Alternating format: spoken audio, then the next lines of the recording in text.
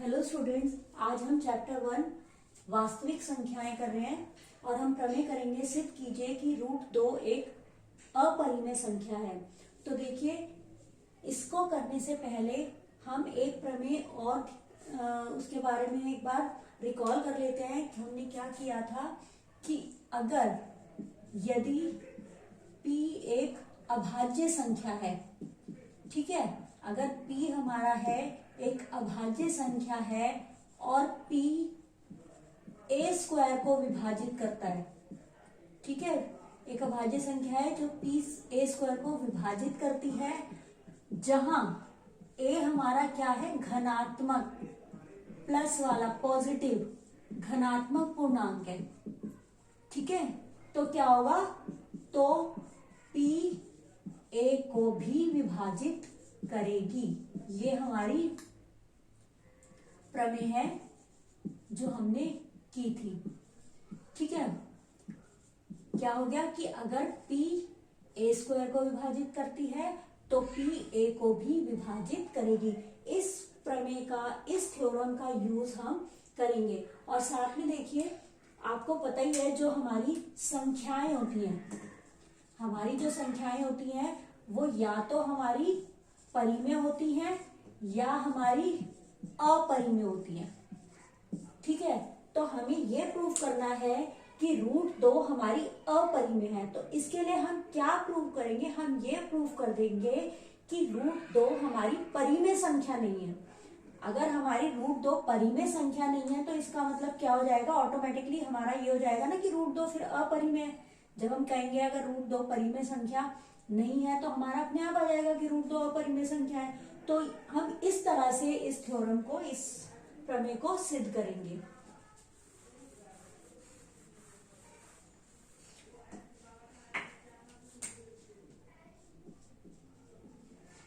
तो देखिए, इस तरह जो हम करते हैं तो हम क्या ले लेते हैं, हम ये मान लेते हैं कि √2 एक परिमेय संख्या है। माना √2 एक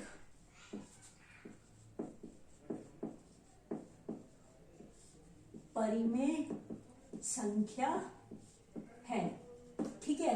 इसका मतलब क्या हुआ, इसका मतलब हम √2 को a/b की फॉर्म में लिख सकते हैं, जहां पर हमारा क्या होगा, a और b हमारे पूर्णांक होंगे, b ≠ 0 होगा तथा a b सह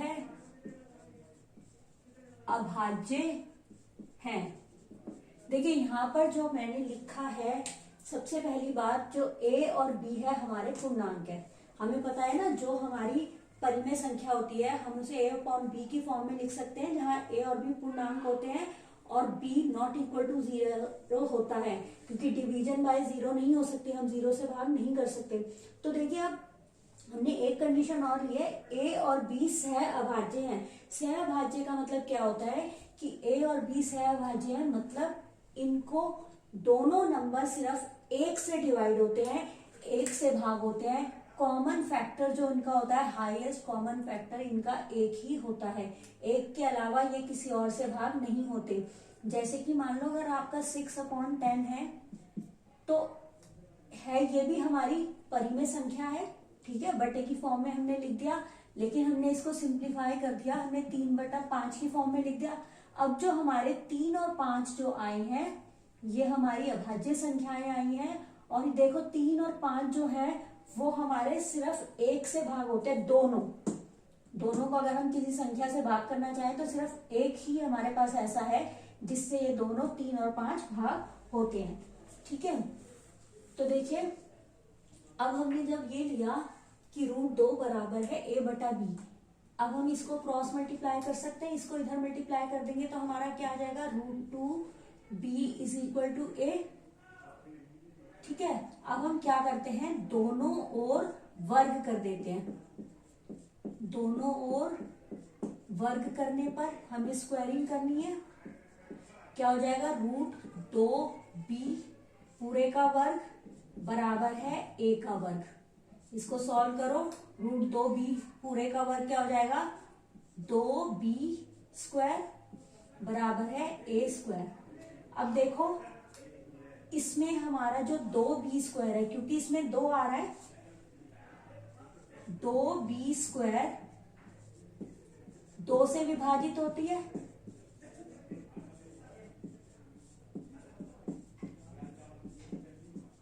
क्यों, क्योंकि देखो 2 का मल्टीपल है, 2 का गुणज है, तो ये 2 से तो विभाजित ही होगी। तो इसका मतलब क्या हुआ, देखो 2b² हमारा a² के बराबर है, तो इस 2b² की जगह हम ये लिख सकते हैं, तो इससे हमारा क्या आ जाएगा, a² जो है वो 2 से विभाज्य है, 2 से विभाजित होती है। अभी हमने की थी ना पिछली थ्योरम में, अभी हमने डिस्कस किया था कि जब हमारा a² 2 से विभाज्य है, 2 से विभाजित हो रहा है, इसका मतलब a भी 2 से विभाज्य होगा। इसका मतलब क्या हुआ, a जो है 2 से विभाज्य है, या हम कह सकते हैं 2a को भाग कर रहा है। ठीक है, ये हम इसको फर्स्ट कंडीशन ले लेते हैं। ठीक है, इसको सेकंड कंडीशन ले लेते हैं, सेकंड स्टेटमेंट हो गई हमारी। अब a 2 से विभाज्य है, इसका मतलब क्या हुआ कि वो 2 का कोई गुणज हो गया, तभी तो हम उसे भाग कर सकते हैं ना। तो इसका मतलब क्या हो गया कि जो a है वो 2 का कोई गुणज हो गया, तो हम उसको 2r लिख सकते हैं, जहां r कोई पूर्णांक है, कोई भी हमारा पूर्णांक हो सकता है, इंटीजर हो सकता है। ठीक है, अब ये a की वैल्यू हम यहां रख देते हैं, a का मान 1 में रखने पर, देखो ये वैल्यू हम इसमें रखेंगे तो क्या आ जाएगा, ये तो हमारा एज इट इज आ जाएगा, 2b² बराबर है a² है, a का वर्ग है, तो a अब हमारा 2r है। तो देखिए पूरा इसमें ब्रैकेट लगाएंगे, फिर पूरे का वर्ग करेंगे।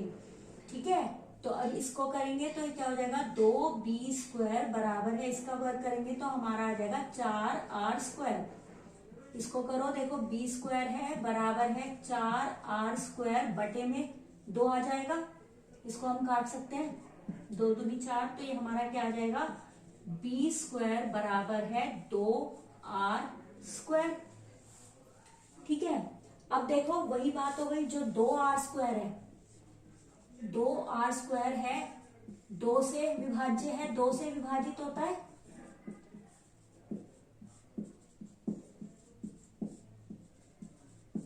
क्योंकि 2 से मल्टीप्लाई हो रहा है, 2 का गुणज है, तो 2 से विभाजित हो रहा है। जब ये 2 से विभाजित हो रहा है, इसका मतलब b² 2 से विभाजित हो रहा है, दिस इंप्लाइज b² 2 से विभाजित होती है। ठीक है, तो अभी जैसे हमने इसमें किया था ना, जब a² 2 से विभाजित हो रही है तो a भी 2 से विभाजित होगी, तो यहां से हमारा क्या हो जाएगा, इसका मतलब b जो है b भी 2 से विभाजित होती है।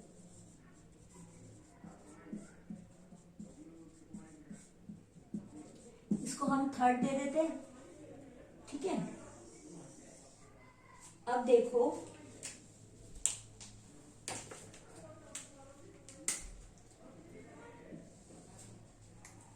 दो और 3 से, अगर हम देखें 2 और 3 से हमारा क्या आएगा, a 2 से विभाज्य है, b 2 से विभाजित होती है, मतलब जो 2 है वो a और b दोनों को विभाजित करता है। इसका मतलब यही हुआ ना, 2 a तथा, या हम कह सकते हैं a तथा b दोनों 2 से विभाजित होती हैं। इसका मतलब, लेकिन हमने जो करा था, हमने a और b सहभाज्य लिया था ना, जिसका मतलब मैंने बताया था कि इसका मतलब ये सिर्फ 1 से ही विभाजित होंगी दोनों की दोनों संख्या, और यहाँ पर हम आ गए कि a और b दोनों 2 से विभाजित होती हैं। इसका मतलब हम गलत कंडीशन पे पहुंच गए। तो इसका मतलब जो हमने यह इस बात का विरोध करता है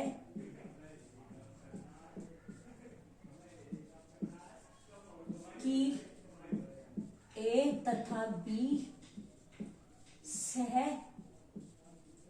अभाज्य है। मतलब अगर हमारा ये आ गया, ये तो इस बात को गलत सिद्ध करता है ना कि ये और बी सह अभाज्य है। तो इसका मतलब क्या हुआ, जो हम मानकर चले थे, जो हमने कल्पना की थी वो गलत है, तभी तो हमारी गलत चीज आ गई। अतः इसलिए हमारी कल्पना गलत है। इसलिए हमने क्या कल्पना की थी कि √2 एक परिमेय संख्या है। हमारी कल्पना गलत हो गई, इसका मतलब √2 परिमेय संख्या नहीं है, इसलिए √2 परिमेय संख्या नहीं है। और जब √2 परिमेय संख्या नहीं है तो वो कौन सी संख्या हो गई, अपरिमेय संख्या, क्योंकि हमें पता है कोई भी संख्या या तो परिमेय होती है या अपरिमेय होती है। और जब √2 परिमेय संख्या नहीं है तो हम कह सकते हैं √2 अपरिमेय संख्या है। ठीक है, इस तरह से हमने ये प्रूव कर दिया।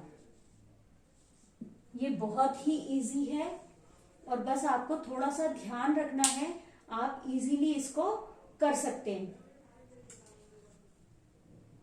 अब देखिए, जो आपका √2 है, इसी तरह से आपका क्वेश्चन आ सकता है √3 का भी आ सकता है कि सिद्ध कीजिए √3 एक अपरिमेय संख्या है। वो भी बिल्कुल इसी तरीके से होगा, आपको ज्यादा कुछ करने की जरूरत नहीं है। जहां जहां 2 आ रहा है, √2 आ रहा है, उसकी जगह हमें 3 करना है। लेकिन यहाँ पर वर्ग करते समय बस थोड़ा सा ध्यान रखना है। तो देखो, मैं इसी में चेंज करके बता देती हूँ। अगर आपका क्वेश्चन होता है कि सिद्ध कीजिए √3 एक अपरिमेय संख्या है, ठीक है, तो यहाँ पर भी क्या आ जाएगा, माना √3 एक परिमेय संख्या है। ठीक, जहां जहां √2 आ रहा है वहां हमें 3 करना है। ठीक है, यहां पर √3 आ जाएगा, यहां पर √3 आ जाएगा, यहां √3 का होल स्क्वायर। देखिए, अब इसका जब स्क्वायर करेंगे तो 3b² हो जाएगा। अब यहाँ पर क्योंकि 3b² है तो यहाँ पर भी हमें 3 लेना पड़ेगा। यहाँ भी 3 आएगा, यहाँ भी 3 आएगा, यहाँ भी 3 आएगा। देखो, ये वाला 2 नहीं हटाना, क्योंकि ये तो हमारा 2 ही है, ये नहीं हटाना, सिर्फ हमें ये वाला हटाना है। तो यहाँ पर हमारा 3b² 3 से विभाजित होती है, तो इसका मतलब a² 3 से विभाज्य है, तो a हमारा 3 से विभाज्य है। ठीक है, जब 3 से विभाज्य है तो a को हम क्या लिख सकते हैं, a = 3r, जहां r कोई पूर्णांक है। अब a का मान एक में रखने पर देखो, अब यहाँ पर क्या था हमारा 3b², तो यहाँ हमारा 3b² आ जाएगा। अब a की जगह हमारा क्या आ रहा है, 3r², तो यहाँ पर क्या आएगा, 3।